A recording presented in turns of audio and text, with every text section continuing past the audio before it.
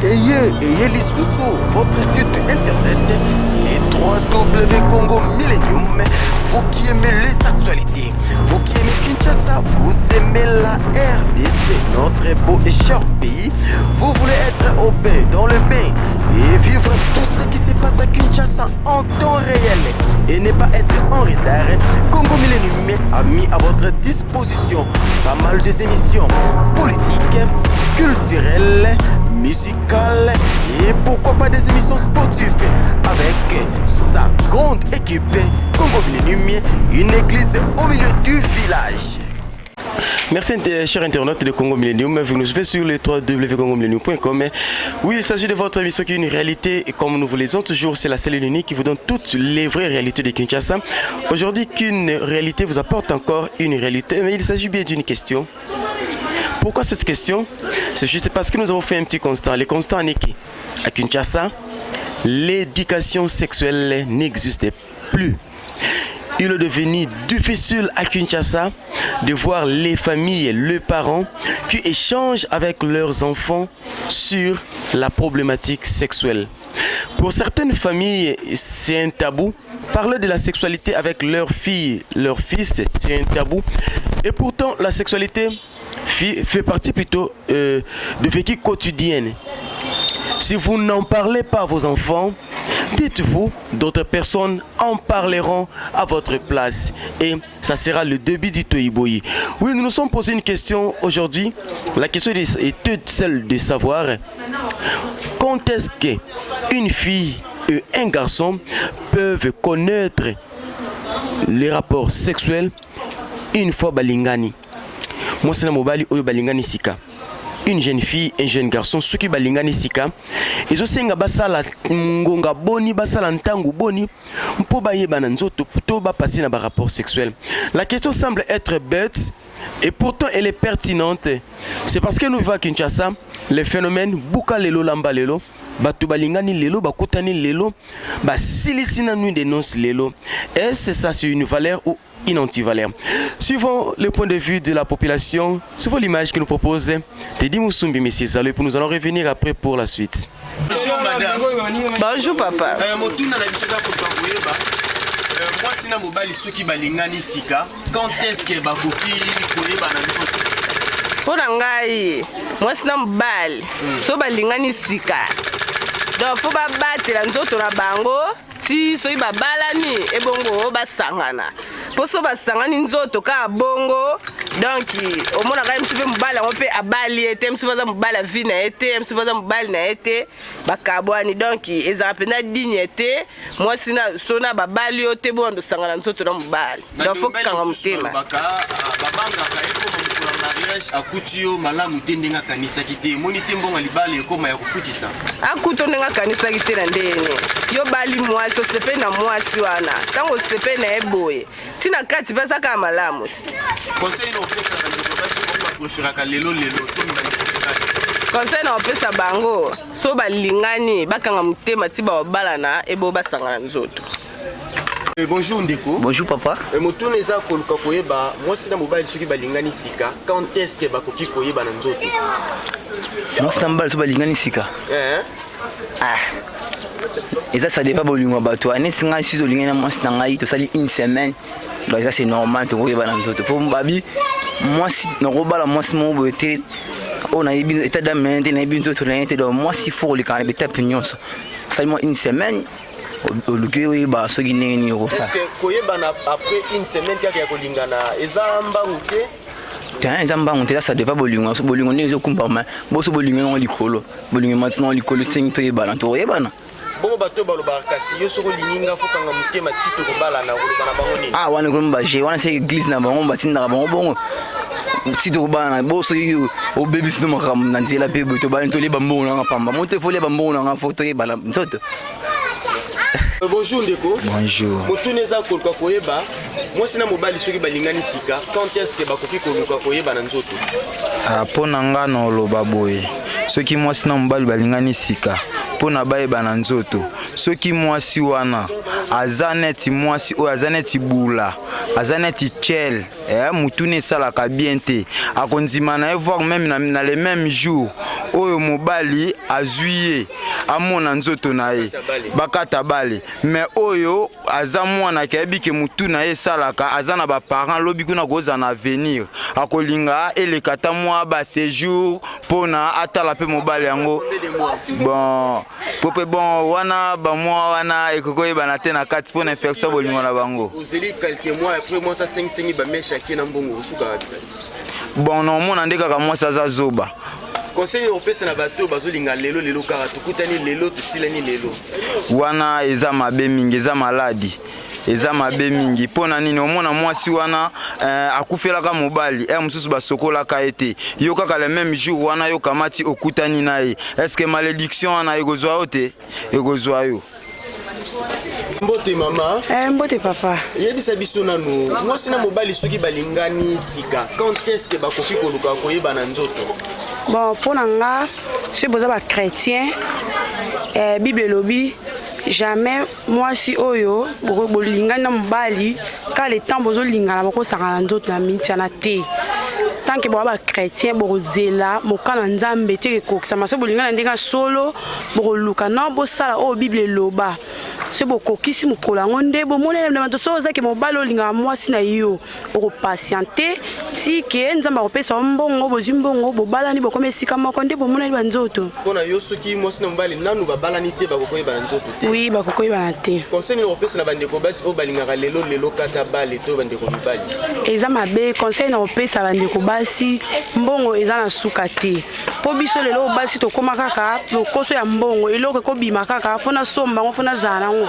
soko oza mbongo te oluka kokaba nzoto tant que oza chrétien obanga nzambe atika bana ye te ato patiente lelo lobi ozwaka mbongo nzambe apesa osombaka eloko oza yango posa donc tozala na patience eleki nyonso patience epesaka eloko ya motuya mbote papa motuna eza koluka koyeba mwasi na mobali soki balingani sika quand est-ce que bakoki koluka koyeba na nzoto mwasi na mobali soki balingani sika epona nga bakoki koyeba na nzoto après 3 mois mpona nini kozela te molai bongo 3 mois bazela bayebana bizaleli to bazela nani bon ezali epo bayebana bizaleli te kasi ezali nde epona basalisa bacontrôle ya banzoto esika mwasi awuti oyebi te esika mobali pa awuti oyebi te esengeli bokende kosalisa examen na laboratoire mpona bayeba état sérologique na bino motu na motu ayeba état na ye mpo après 3 mois okoki koyeba ke esika awutaki ba microbe azalaki nango ekoli oyo pe ya yo esika owutaki ekoli ntango bokozonga su na contrôle mosusu wana bokoki koyeba ke ngai nazali na position oyo ye mpe aza na position oyo na ngonga wana bokoki koyebana na bino bongo bato balobaka il faut ozela kaka ti mokolo bokobala na nde boyebani nzoto bon libala ezali accord ya 2 personnes soki bolingani kaka bolingo eza kaka bolingo bamakambo ti ya kobala na mbongo banini soki totel na ba vie actuelle neti ya lelo mendele na Congo oyo toza na ba génération mosusu te na ba difficulté oyo tozaka nango mbongo eza te misala eza te eloko moko te yo moko tala est-ce que togani to bando bala bon bandeko balobaka kata bale tobuki lelo tolambi lelo tolie lelo obuki lelo olambi lelo wana ezali malamu te parce que ezali ba comportement à risque hein donc tango osali likambo ndenge wana ozwi infection okomi exposé mbala moko na ba maladie virale hein alors ezali bien te ou ba maladie sexuellement transmissible ezokobimisa yo mbongo ba maladie ezali signe ya pauvreté alors ezali malamu te mbote papa motuna eza toujours luka koyeba mwasi na mobali soki balingani sika quand est-ce que bakoki koluka koyeba na nzoto bon kolingana yango ekeseni kolingana oyo ezali ke bakutani na mokolo wana mpo bakende ti wapi na libala na bango to basakana to basala nini bakutani kaka mobali alobi na mwasi nalingi yo mwasi azongisi nga mpe lokola est-ce que na mokolo yango kaka balingani nyonso ebandi to fo kozela susu mikolo to ntima kobalana te ebandi kaka mokolo wana te bazela ti mokolo bakobalana ebongo soki mwasi alie mbongo osali badepense nsima mikolo bobalani te nsuka wana bon wana ezali na ndenge bayokanaki mwasi mosusu okozwa ye mpe lelo na lelo kaka mpe libala esalami suka yango ekufi na wana eza yango mpena libala te mais vrai libala ezali ke boyokani bapara bakutani yo mobali opesi mbongo na ya libala boke na commune bobongisi nyonso tu wana akopesa mbongo ne ake na mwasi na ndako nuit de noces akekuta makambo mosusu oyo azelaki te. Bon wana nde bayoka na ye malamu te mwasi asoya na mobali te mobali mpe asoya na mwasi te oyo ezali kaka soko osololaki bien okutana mpenza na bambisikadi wana te. Mbote motuna ezali quand est-ce que mwasi na mobali oyo balingani bakoki koluka koyeba na nzoto? Quand est-ce que mwasi na mobali balingani bakoyeba na nzoto eza ya bapayen ou bien bachrétien?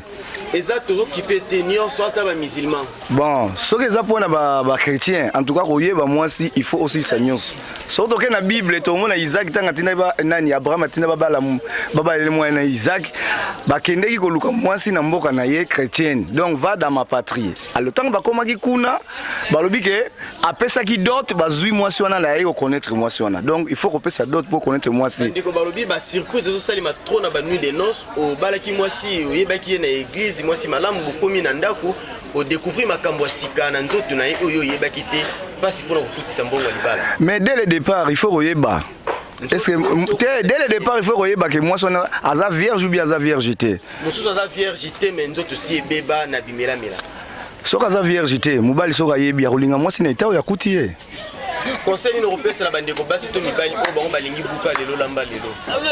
En tout cas buka lelo lamba lelo eza na baconséquence mingi négatif na ndenge nini na buka lelo bokozwa zemi olongoli zemi mais ntango okota na libala e compliqué yo kobota eza susu te donc bazelaka moment opportun po eza ya yo okozala nango chaque jour ezala chrétien ezala pasteur okozala nango mikolo nyonso tout donc ezela moment opportun les jours favorables okosala yango. Mama mbote papa koyeba mwasi na mobali soki balingani quand est-ce que bakoki koluka koyeba na nzoto?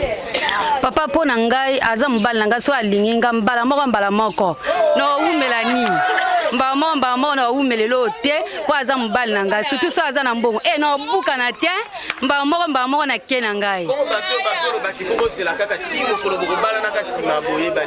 Papa wana ezalaka retard wana bakosaka na bango mbala moko esili nango.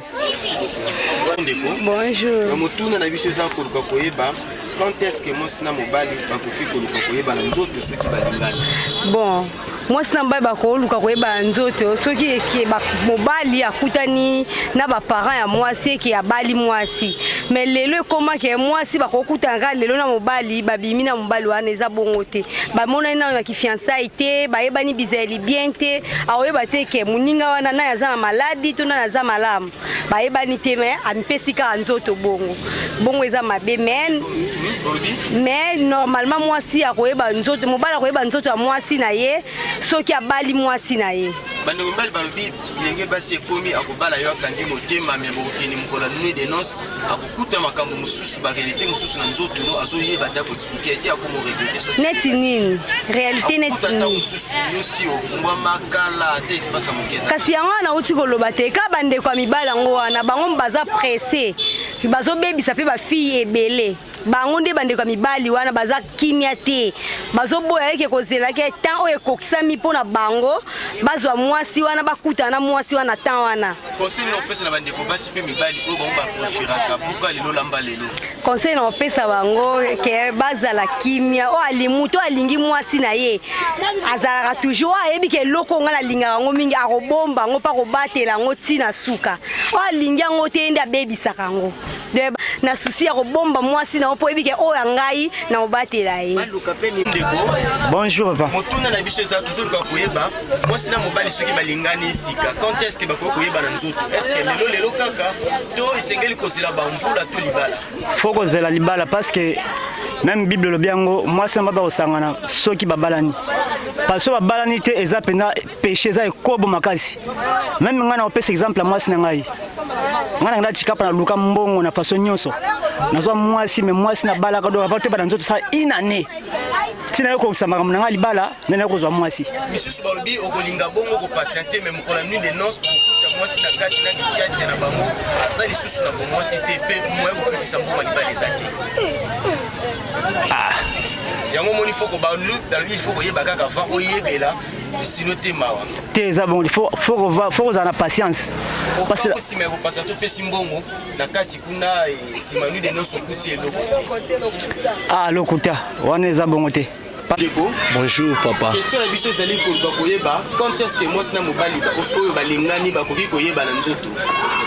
Bon, sur point de vue nangai na koyi koloba. Pour bicho souvent nangai boy souvent chrétien na zonga mingi na Bible. La Bible avant au passé donc entre moi sina mobali ba yebana nzoto na bango il faut tous se marier. Tant moi sina mobali ba se marier là où ekoya sima et ça peut-être péché. Yo personnellement na vers lelo vraiment équipé na ngote. Moi sina mbali ba koma omona une fois to lingani pour se sentir que to lingani sincèrement il faut to lekana peut-être ne loko wana. Peut-être to sangana nzoto na rapport sexuel. Bongo bandiko bazolo baki lelo ezalaka malamu te faut que la tibo ko balana est-ce que ko balana ko sela ko balana ben convenir ezalaka te. Bon ben inconvénient vraiment na rozo on a deux volets. Ba msu baboya ko balana baboya ko sala ngo avant peut-être oser la ambition na ye to bitielo ko oya zo zelela. Ba msu balinga ko sala ngo avant par rapport à zo banga lelo le ko sala ngo te bakina ndaka libala. Réaction moins inconvénient moi boyeli bango ou soit moi sans obota te ou soit mbala zo bota te. Conseil ni européen est-ce qu'il faut que lelo to ko zela katibo ko balana. Te question vraiment na zo pesa et ça ka lelo te et ça n'a aucune importance moi te. Premièrement la fidélité compte. Tant que ça sûr déjà na mutu oyo lingi okoyo no peut patienter jusqu'à la fin. Bongo si mais libala tongo ki na nuit de noces que kuta moi sindeni mususu ndenge yo zela kité. Oko futisa mbongo to ko bimaka ko tiki. Te na ondi matin na ko futa pe mbongo te. Peut-être na mu on a pesa qui na ko accepter. Merci beaucoup, vous avez suivi les différents points de vue de la population quinoise. Et oui, c'est vrai, chacun d'eux a donné son point de vue. Pour certaines personnes, une fois, moi c'est mon balito deux jeunes balingani et c'est ngaka lelo kande balingani bakata karabale. Certaines personnes pour na bango balobité et c'est une semaine 2 semaines. Misu babi une semaine 2 semaines ils ont mukie ils ont ngaba beta 3 mois ba basona na zana niama poside ko yebana. Mais en fait, Tomeki ko parcourir, ko réfléchir sur toutes ces questions, nous avons trouvé aucune réponse satisfaisante. Juste parce que Kolingana Lelo ne vous rassure pas le lendemain. Que te dit qu'après 2 semaines, réellement il n'y aura pas de danger? Qui te dit qu'après 3 mois, il n'y aura pas de danger? Mais pourtant, toujours remarqué Lelo, bah jeune, bazo lingana, mais pourtant, bazo kende musika tena bolingona bango, ils ont plus envie de se marier, juste parce qu'ils ont vécu le mariage avant le mariage. Pendant le copinage, batu basali nyonso, balie bambuma nyonso ya nzeta edeni, et puis nzeta tikali vide, mobala zomona ntina lisusu te ya kokamata yo atia na ndako. Faut mieux continuer ko explorer, à continuer parcours, à continuer ko fouiller si ka ba fouiller raté. Et c'est pourquoi on se retrouve lelo na ba mabalo esile elengi. Nyonso vous vous retrouvez dans le mariage et puis et comme on a les boulou manzengele moi si mobima les boulou manzengele mais ndeko nanga binonde botoboli toboli pour yatika la manzengele.